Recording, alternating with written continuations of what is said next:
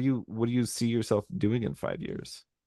My, I am, once people ask me this question, they have to realize that I am a very faithful disappointer.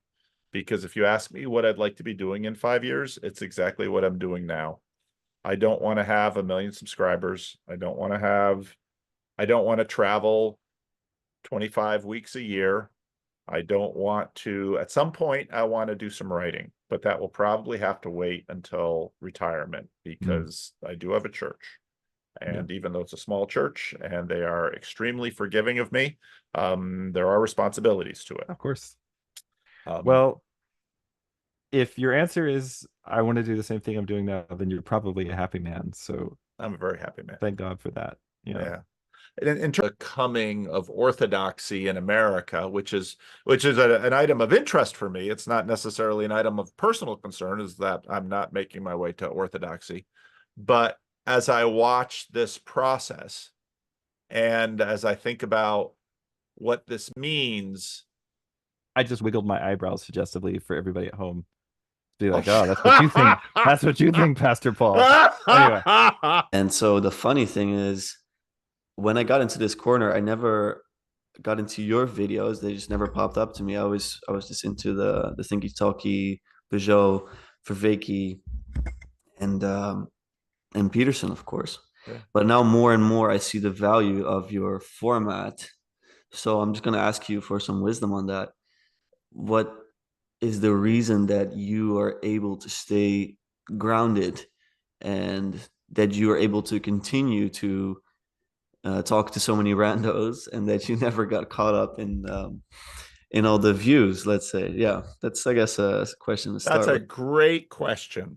And you are exactly right in noticing that the analytics are tempting.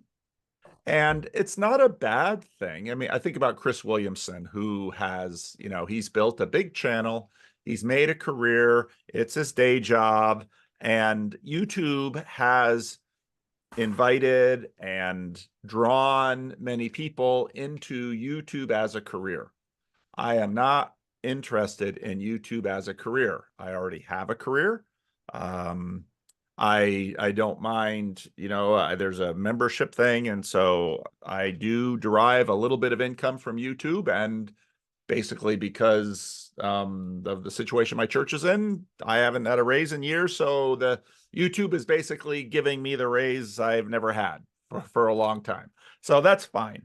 But I also noticed I have on rare occasion gone out to sort of do a conversation with higher status people, and then you put it on the channel and you see the increase in your analytics and your views, and you think, oh, I can keep climbing this ladder. And again, the ladder is fine. There's really nothing wrong with the ladder, but you really have to ask yourself, what do you want? Because the truth is, I can go out and I can get a conversation with Tom Holland or Mary Harrington. I have more relationship with Jonathan Peugeot and John Vervaeke because they got in earlier. But what tends to happen is that Dunbar number is there, and either your community is going to move around, and let's say as someone like Jordan Peterson, his community moved up a hierarchy, and that's fine. You can have a community of high status elite people around you in whatever hierarchy you've moved up. But hierarchies bind and blind. I remember this during the Bernie Sanders campaign. When Bernie Sanders first sort of ran for president, it was made a big deal of that he pumps his own gas, he shops for his own groceries. Hillary Clinton, didn't pump. She hadn't pumped her own gas in years. She hadn't bought her own groceries in years. I mean, in Europe, you can sort of translate this. In America, pumping gas is just sort of what every man has to do, or every woman. So you just rise up these elite ranks, and to a degree I have, but my hierarchy's been pretty low. And part of why I never wanted, and part of why I really try to keep Living Stones alive is just for me, in that I love doing this local work.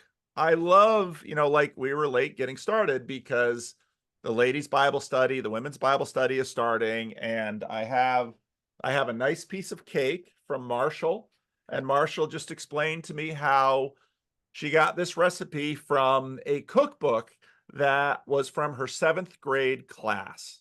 Now, Marshall is in her mid 80s. And so that was from 7th grade in Jim Crow, Louisiana.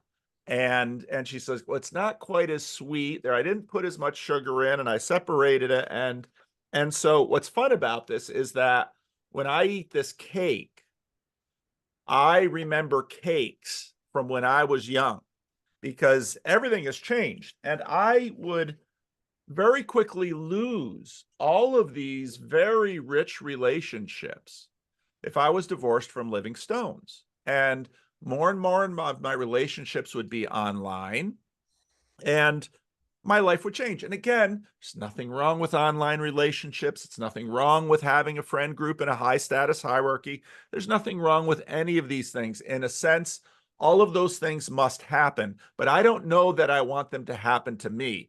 And I'm older, but in your case, I think it's actually quite important that they not happen to you, because you will very soon lose touch with the majority of human beings, at least even in your own. So the Netherlands is its own, it's got its own status hierarchy, but you will very quickly lose touch with an entire cohort and generation that's far larger and broader. And now suddenly you will know the masses by something mediated by screens or statistics, but it won't have the same kind of reality that this cake from a 86-year-old African-American woman named after her grandfather. Everybody wondered, that's a strange name for a girl, but she was named after her grandfather. And so I know so much about the world because I am not, and it's not mediated by a status hierarchy. So that's part of the reason why I have the same temptations and desires in me. If a video does very well analytically, I get excited about it. But then suddenly I talked to someone that I know in this area who was on Jordan Peterson's channel. And he has sort of a little business, and it's connected with his YouTube and all of that, but it's not exactly his YouTube. So YouTube isn't his business, but he uses YouTube for promotion. And after he went on Jordan Peterson, of course, boom, up, all kinds of emails, all kinds of this, all kinds of that. It's fairly destabilizing. And, Jordan Peterson's life was transformed, and two careers he loved destroyed by dramatic growth.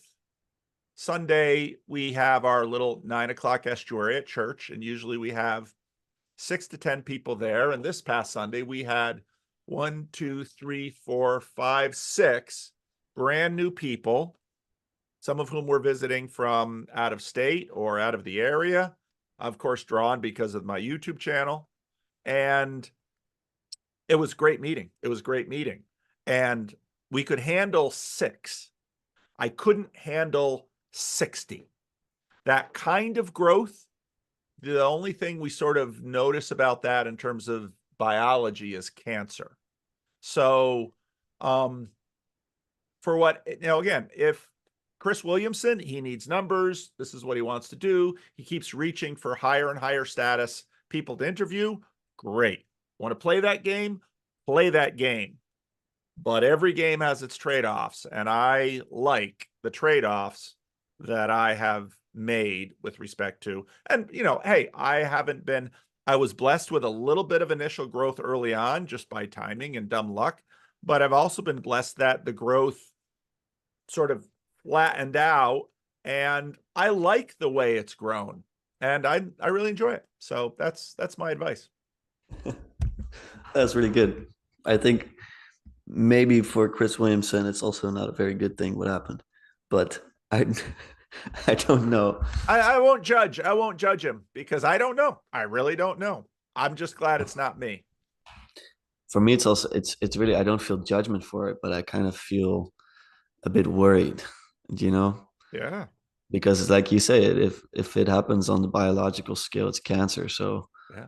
if I understand reality to be fractal, then probably it's not a very good thing. No.